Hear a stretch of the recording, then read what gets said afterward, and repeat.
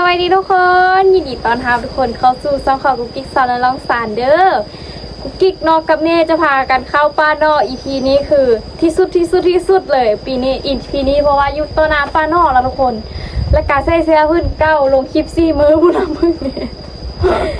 เอาแกเอาหน่อยนึงซะเนาะเพราะว่าให้เห็นว่ามันกระต้างกันอยู่นะทุกคนอุ้ยเย็นเลยแกเอาเลยเนาะเสื้อนี่มันเสื้อกับลมเขาแล้วก็สิพาทุกคนไปอันเก็บนออยู่นี่ฮักนออยู่นี่อุ้ยบ่ฮู้ว่าสิได้บ่ทุกคนกับไผท่ารุ่นนำกันก็คืออีพีแล้วนี่ถ้าไผเบิ่งก็คือเฮ็ดตาบจูมแบบเป็นกองเลยสุดใจเลยถ้าไผบ่ได้เบิ่งกลับไปเบิ่งอีพีแล้วเด้อทุกคนแล้วก็จะพาทุกคนไปห้านอไปเบิ่งว่าสิได้นอบ่มื้อนี้อยู่หน้าวัดมือเด้อนี่อีพีนี่ก็คือพาทุกคนมาใช้ชีวิตยุ่นาเลยเด้อทุกคนมือนึ่งเต็มเลยกันสิได้คลิปไล่แน่หน่อยนึงเพราะว่าบ่ได้มาถ่ายคลิปยุ่นาโดนแล้วเนาะแต่ก็จะพาทุกคนมาห้านอเด้อบัดนี้นะอันนี้ก็ว้าวได้4 คลิป ขอแห้งละน้ำบ่ได้เอามานำแม่นบ่แม่แล้วก็สิมาห้านอไผ่นอไผ่นี่ขึ้นตามธรรมชาติเด้อทุกคนเจอเฮ็ดตาบอีกกะสิท่าเฮ็ดตาบแล้วก็อีพีหน้าจึงหาเนาะไม่เนาะ โอ้ดินออยู่ไหนชันโน่ว่าอยู่เซอร์ลูกเห็นแต่นอนี่จะมีนกข้าวว่าสิได้แม่รู้สิขุดนอไม่ไปเคลียร์พื้นที่ให้ก่อนซับคิวเฮานี่เนาะจะเป็นกระเปียวอยู่นานแม่เอาอันนี้เอาเคลียร์พื้นที่ก่อนลูกเอ้ยถ้าเฮ็ดตาบเอาอยู่นี่พัดเป็นดอกดำเด้อยู่นี่เนาะข้าวก็มีก็แนวนั้นเลยว่าจะมีเพราะว่ามันเป็นขี้ทรายเด้นี่ทุกคนอันนี้เป็นนอไผ่เด้อกิ๊กสิมาเปิดประนามบาดแรกก่อนโอ้ยอันนี้เป็นนอไผ่น้ำมันหมูเนาะแม่เห็นซี่เนาะเอาแม่กินหูว่าลูกได้นับเป็นห้อยเป็นนอโอ้ซ่องนอลูกเห็นซ่องนอนี่คือแม่มันเบิ้งกองเดิมมันดับแม่ที่มันเบิ้งเฮ็ดทุ่งเฮ็ดตาผลดอกนี่กูเบิ้งดอกกองนี่ไม่ยานเข้ารักคือมันยาวเห็นใช่ละบ่ค่อยคักนะเอาไปเผาเด็ดต้อส้มพี่ก็จะได้นอแดงนอข้าวนอระบอลูกแม่น่ะเอาบ่แม่เอาลึก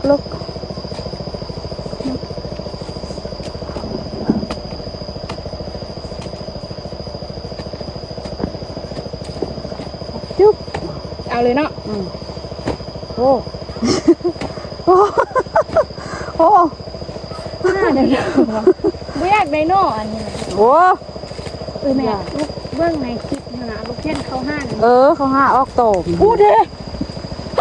โดกเนี่ยโอ้ทุกคนมาเมื่อไกลๆอุ้ยนี่นอซ้อนก็เนาะนออยู่ลุมอีกเอาซับเอาก้อนดูมีปัญญาบ่นะดิเห็นดีบ่นี่แม่ออกไหมลูกยานเอาจับซับดูเจ็บมือละเอาลูกซีเขาเอากล้องเข้าใกล้ๆอย่าฟาวเด้อมาแม่เซลนอนี้ก่อนทุกคนให้แม่ซับซะแข้งโพดเดี๋ยวไปซับลูกกระเทียมคุณป้านอนี่นะเลิศนี่นอกเย็นเลยนี่เห็นปะไหนแล้วเกือบได้ยอดส่วนบอกเข้าที่แม่รัวนะมันสั้นได้ลูกเอ้ยเอาเข้าไปซ้อนซี่ลูกคือบุซ้อนแน่นอนใส่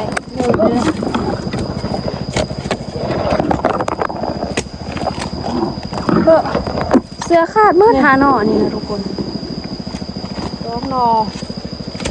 พ่อจะตาเป็นมือเขาปะโมโหไม่ได้กินหรอ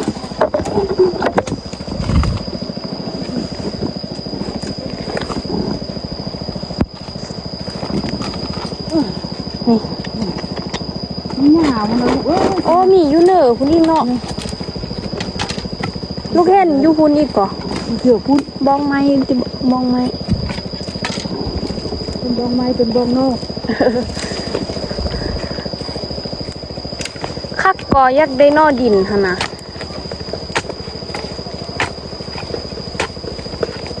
ป่า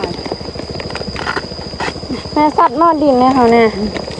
ไปเริ่มซื้อนอนดินก่อน เรียกอยู่กองอยู่ซุ่มนั้นกันอย่างนี้ ดู นอนดินเนาะ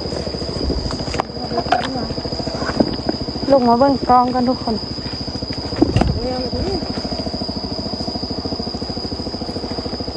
มาเบิ่งแม่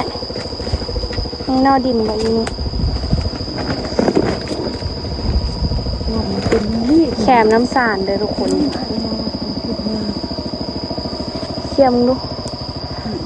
เที่ยวคุ้มไหม ง่ายซุ่มทุกคนมีซุ่มนอกกันก็คือห่วงทงเห็ดตาเพ่งกันนี่นะเพราะว่ามันเป็นดอกจูม จะซุ่มมันเลยความชอบซุ่มมันกับมดเลย ว่าแม่สิให้ลูกเอามือ ที่ลูกคนนี้ นักบ่นักนี่นะ เพราะว่าที่ดินมันตายถ้าที่ได้ไปเจอในป่าที่เลยลูกไปที่เอาหลังเจอป่า เอาตัว แต่ว่าความคานของลูกนี่บ่แน่ใจทุกคนกล้องมันมักดับนะถ้าคลิปบ่ม่วนนะถ้าคลิปบ่ม่วนเพราะว่าอันกล้องมันมักดับ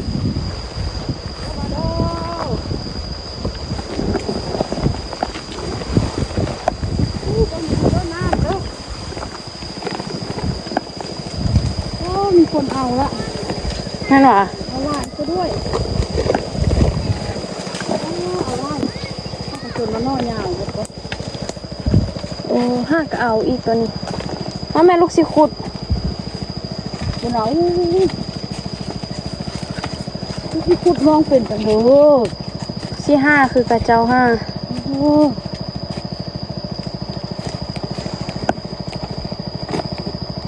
นี่บ่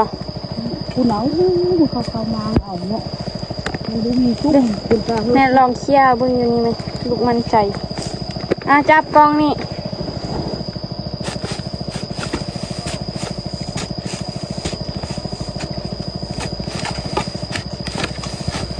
มันกับห้องอ้ายห้องนอนมาออกเลยเหรอ มองแล้วแต่เขาเอาหมดเลย นี่บ่ได้ซ้ำนอกทุกคนแม่เบิ่งไอ้นี่ไหมเคี่ยวเบิ่งไอ้นี่ ขุดไอ้นี่คืออะไร ใส่ นี่บอก ลองเบิ่งบ่มีแล้วก็เมื่อเนาะแต่นางซ้อมเฮ็ดตาปุ่นทุกคนโอ้มีบ่มันห้ายากนะเบิ่งแม่นี่มันตะเลยทุกคนสิเบ็ดอยู่นี่เนาะแม่เนาะแม่ว่าสิได้บ่ น้องจะได้ยุ่ของที่โดนนั้นจะได้หรอกมันจะนั่งจะได้หรอก เมื่อว่าบัดนี้แม่ไปทุกคนไปซ้อมเฮ็ดตาบกันพุ่นน่ะ ได้ยุ่เนาะค่ะ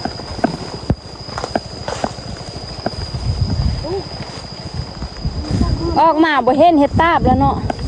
ออกมาแล้วบ่เห็นเฮ็ดตาบละ ให้ จักหน่อยโอ้ได้4เนาะโอ้ซ้ำนี่ก็พอกินแล้วเนาะแม่เนาะ2 4 5เนาะทานกินนี่นะ หานอกนะ แม่นบ่ นี่ก็กินบูด เป็ดคั่ว ต้มเนาะ ต้มหรือว่าปิ้ง เดินทางมาที่กัน ไปใส่ต่อ เดินป้าคือแล้ว เสียแม่นมาส่วนมือเดียวก็เฮ็ดแนวลาบขนาดเนาะมาส่วนมือเดียวทุกคนแม่เอาจนกูกิ๊กลาบเลยตั้งแต่หัวหน้าจนหัวท้ายน้ำสาร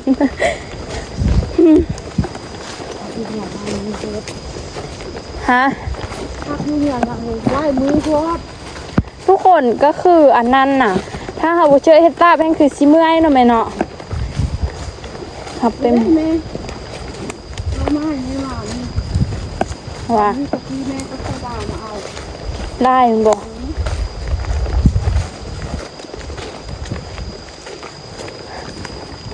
ผู้คนเอ่ยถ้าเขาไปห้าเฮ็ดหั่นนะมันกับบ่ได้นะเนื่องจากว่ามันมันกระเจ้าเขี้ยขี้ดินเนาะแม่เนาะ ดุดไทยเฮ็ดส่วนยุกส่วนอย่างกะมีแต่ยามอันส่วนอย่างเป็นห่มหมดเลยเนาะแม่เนาะมันจิกสิออกเนาะอยู่ใส่มันก็ออกเป็นเดินวะ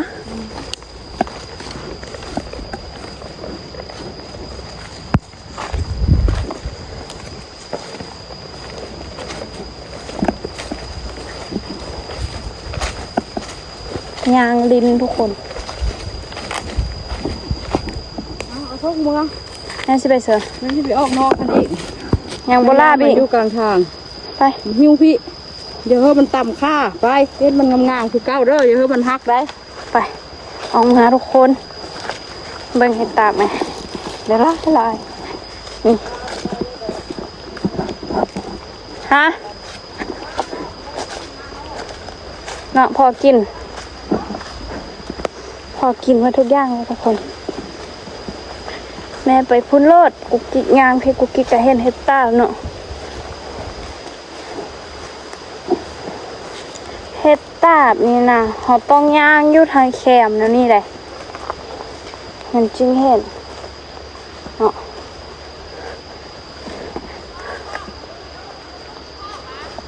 บอทาแม่ก่อนบุกฟ้าพ่อบุกฟ้ามือเอากุกกิ๊กยุสวานี่กิ๊กชอบทางห้องบ่เห็นทุกคนขันเด้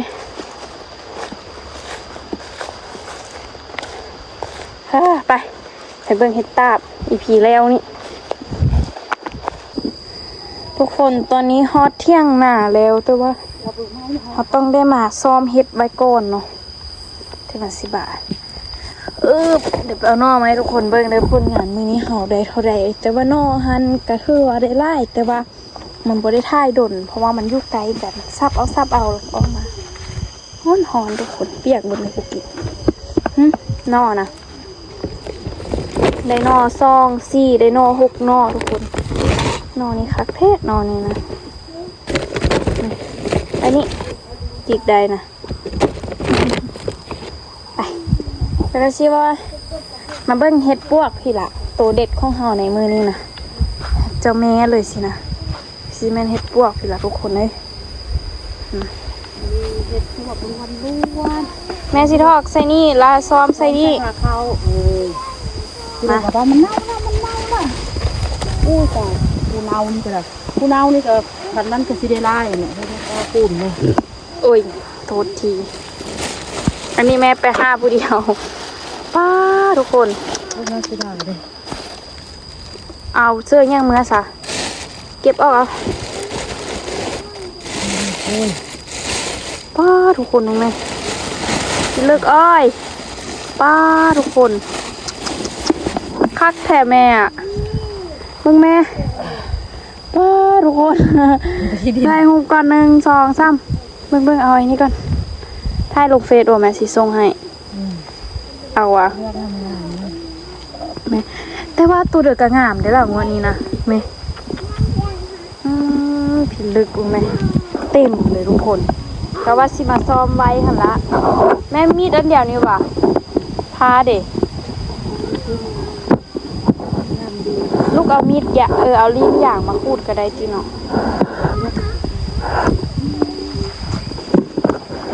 คนมันโง่เลยว่าเนาะ ซ้อมเห็ดปวกทุกคนรู้ไหม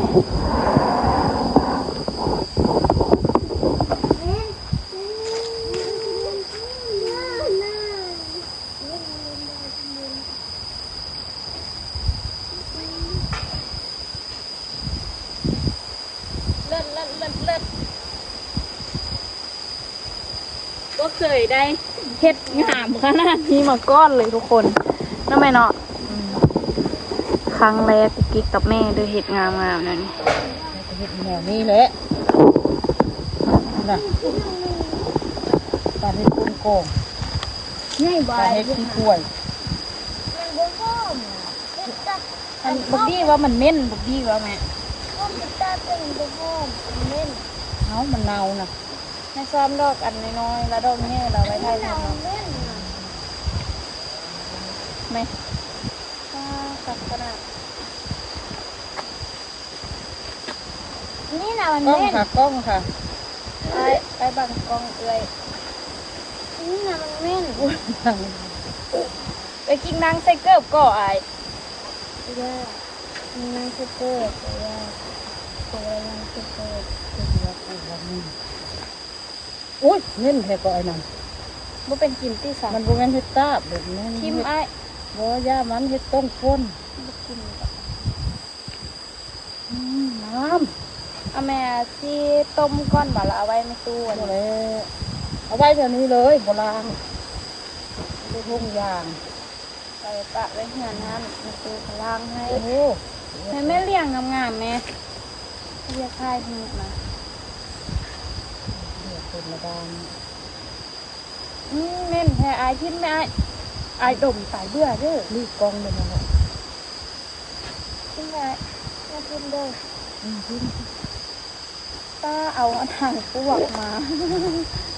เดี๋ยวเดือนด้านนี้เอาดอนอันจุ่มเสื้ออันจุ่มมันด้านโอ้จ้ะรีบนี่ละ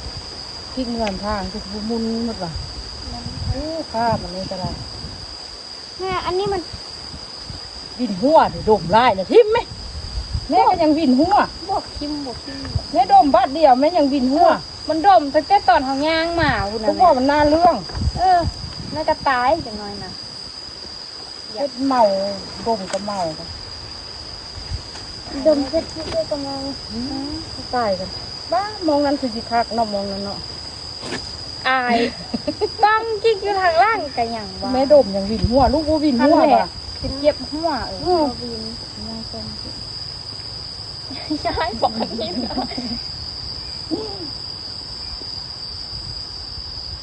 ไอ้บุไปเก็บได้ที่กับแม่เอาอยู่นี่เนาะ ดูมอง ไอ้ไปซอกเป็นแม่ให้ได้บ่เจ๊กันนี่ละบ่ได้บ่ล่ะคนนี้ไอ้ว่าได้บ่มันจะเยอะว่าท่านกำลังใจเลยไอ้ก็ต้องว่าซ้ำพี่เลยไอ้ก็ต้องว่าซ้ำนี่เลย วินหัวก่อน นั่นแหละมาเอามายัดใส่ดังเอาบาทเดียวเนี่ย แล้วลูกไปดมเอาแท้อะว่าลูกบ่เมาวะลมกินดึงเลย ไอ้ยาช้างว่าสุกเขาเตาไฟอ่ะ ดมแท้ดมว่ะ ขนมาเคยได้ไอ้งามขนาดนี้แท้ๆนี่แหละนั่นไม่เนาะได้ก็ได้ดอกจุ่มแต่ว่าถ้ามันเอามีดไปเนาะ เอาเสื้อกระต้าแล้วมันบ่เสื้อนี่แล้วมันบ่งามเสื้อกระต้า เห็นไม่เอามีดว่ะ ไอ้นี่กินนี่ว่ะลาใส่ข้างเหมาะ เห็ดไหมเห็ด ที่ได้ชวนซับชวนอันนี้น่ะ มันออกแน่บ่ออกแน่ได้เนาะ ไอ้ที่ของรุมซับมึงปุกมึงปุย ตักขนาดทุกคนแต่ว่าซ้อมออกมาคือได้ได้เต็ม จะ ที่ กินดิน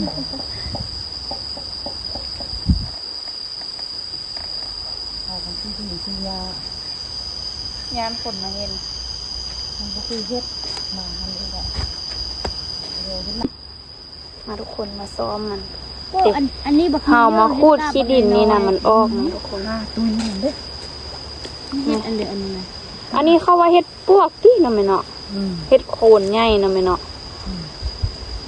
เฮ็ดข้ายาวๆแนวนี้ได้อยู่ใส่เนาะแม่ชื่อแล้วแม่ชื่อบอกไปเพิ่งทำดินปะพร้อมทางเข้าคุ้มพี่เฮาไปหั่นน่ะ ตาก็ไว้ค อ่านอยู่แคมป์ห้องเมืองหั่นน่ะเฮ็ดอันนี้ตัวเฮาได้แม่นบ่ ำ ได้ ตั ปั วน เด ช่วยใช่หรือเปล่า ได้ปันเด ได้ปานนี้แหละบ่กลับกับไปเอาหั่นกระเด็นนะแม่เนาะ มันช่วยหักกระดอกมันได้เวลาเด้อ แม่เอาออกไปซ้ำนี้ก็ได้ว่ะ ไอ้จะคูดหยัง ย่าเลยเอ้ย ไปล่วงเอาไปจูกไฟมดไปลูกที่ว่าดอกมันง่วยได้เด้อ ตั้งแต่พี่เกิดมาพี่ก็เพิ่งได้นี่เลยน้องเอ้ยเนาะบ้อนอู้กำเฮากันแนวนี้เลยเนาะแม่เนาะแต่ว่าบ้อนจูเฮาหันมันยากเน่าเนาะเอาอู้ไปนำบัดนี้นะ ช่วยแล้วมันเงามันที่ เดี๋ยวอันนี้ยังบ่เน่า บ่ไปก็บ่ไปเฮามือเฮากลับไปนอน คักแท้ทุกคนเอ้ยเบิ่งไหมแท้ดอกน้อยๆแต่ว่าเบิ่งกกมันปีหน้ามันสิบ่ออกยันเอาพวกมันมาเบิด คิดเงาคิดโคมาแท้ว่า ไอซี่ก็คือสิว่าโอ้ยดับแนวคักๆเฮ็ดตาบ จ้าคุณผู้ใดไปเอาเฮ็ดพวกมันคุดขึ้นมามุนสิว่าเนี่ย แม่เวียงแล้วเขาก็สิคิดว่าแม่เวียงแล้วแม่เวียงมักเอาส่วนมาเด้สมพอแม่เวียงเราเอาส่วนเนาะ มันได้น้ำหนักเข้าไปค่ายเนาะ แต่ว่ากินกะการพี่เด้อแซ่บนะนี่เห็นไหมคักโคตรทุกคน มันเป็นแต่แซ่บไปว่าเอาไปให้พี่น้องผม งามไว้ให้ห กิ มู นเน่า ให้หมูให้ครูกินในมื้อแลงพอโทรหาเสี่ยวเอ้ยมากินข้าวงานเฮาเด้อมื้อนี้เมียเฮาได้ทับแล้วให้ทาย จ้าเราเอาไปให้พ่อแม่ตูยากิน พ่อโกก็มาว่ะมีแต่แม่ตู้มาผู้เดียวว่ะ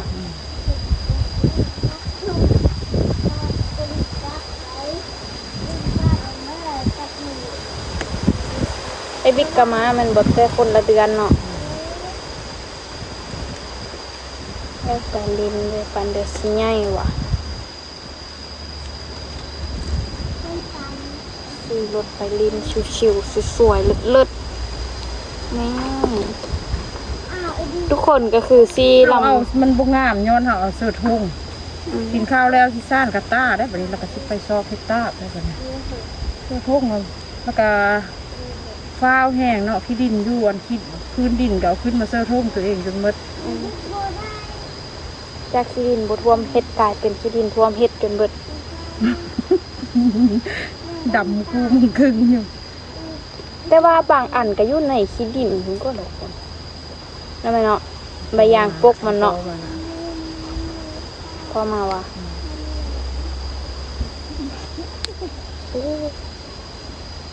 ปวกเนี่ยหักปวกทิมคัก มาฮอดพี่ยังมาฮักทิมอยู่อ่ะ ๆนี่ไงฟินบ่ทุกคน เฮาคันเฮาบ่เอาอันนั้นทุ่งไปได้ในตับนี้แหละ อยู่ข้างหน้านี่ล่ะบ่เดี๋ยวบาไกลล่าพอมีแต่ดอกจูมเอ้ยหน้าตุโคตร ทุกคน นี่นะ ก็อยากเอานะ แข็ม โอ้โอ้ถ่ายหัวมาเจอสวนมึงไงเด้อ โอ้ภาคจับของบุจักนี่ ถ่ายหัวมาคุมมันก่อนมึงไง ป้าได้ไล่ว่าทุกคนซ้อมกันเด้อป้าเป็นอะไรผลงานมื้อนี้ทุกคน บกส้มเจย แทนโคตรเยอะอะใครจะสู้วันนี้ใครจะสู้มื้อนี้นะแม่พี่ของแท้อยู่พี่อันนี้ของปลอมมันนี่นะเบิ่งไหมทุกคนป้าแม่ไปลงเฟซว่ะเบิ่งไหม เฟียนให้คนพ่อกินก่อน ป้าแม่พี่ลึกแม่ได้ไล่แท้อะแม่บ่ยอมว่ะ ใส่อีก โอ้ป้าเหยียบว่าอยู่หอน คนเฮาบ่มีเมืองโค โอ้เมื่อยนี่แหละคลิปไปขุดนอเฮาซ่องคลิปละเห็นนอซ่องนอเบิดจบคลิป มาเด้อทุกคนมื้อแรงมากินแกงเห็ดตาบกับกุกกิกเด้อคลิปนี้ก็คือสิจบไว้ก่อนแล้วทุกคนนอก็ได้เห็ดตาบก็ได้มื้อนี้ม่านมื้อนี้แล้วทุกคนคลิปนี้ก็สิได้ขอตัวลาไปก่อนเด้อเดี๋ยวมื้อหน้าสิพามาอยู่ให้อยู่นาคือเก่าแต่ว่าก็ดนๆมาเทื่อจึงม่วนเนาะทุกคนเนาะในคลิปนี้ไปก่อนเด้อบ๊ายบายดูแม่